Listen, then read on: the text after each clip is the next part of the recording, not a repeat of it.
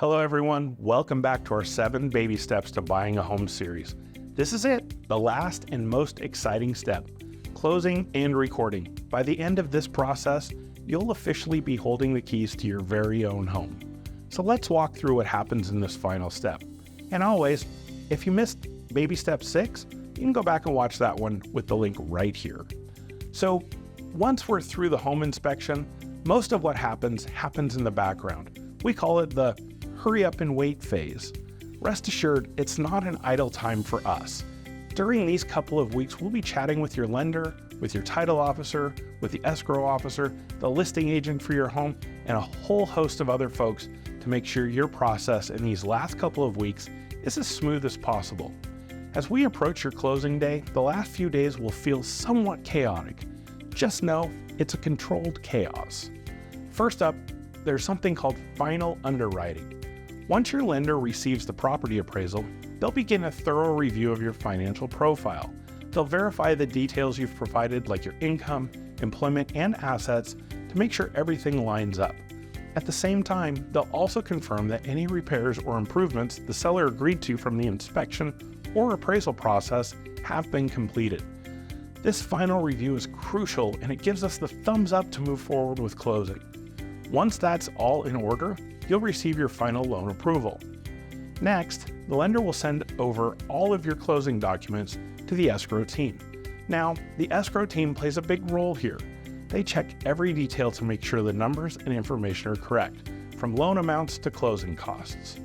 Once they balance everything, the escrow team will call you to set up an appointment for you and the seller to come in and sign the official closing documents.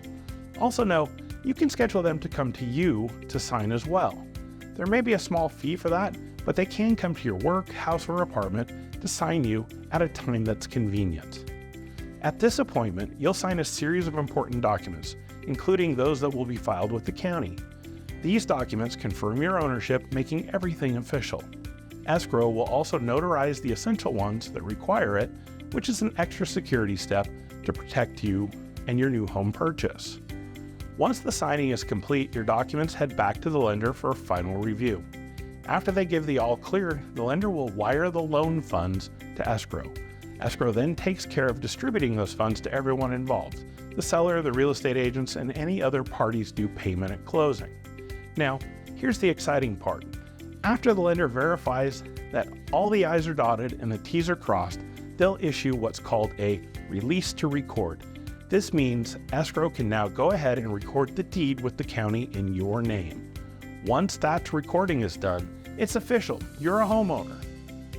This part is our favorite moment, handing you your keys and seeing your excitement as you walk into your new home for the first time. It's truly rewarding for us as agents to be a part of this big step in your life.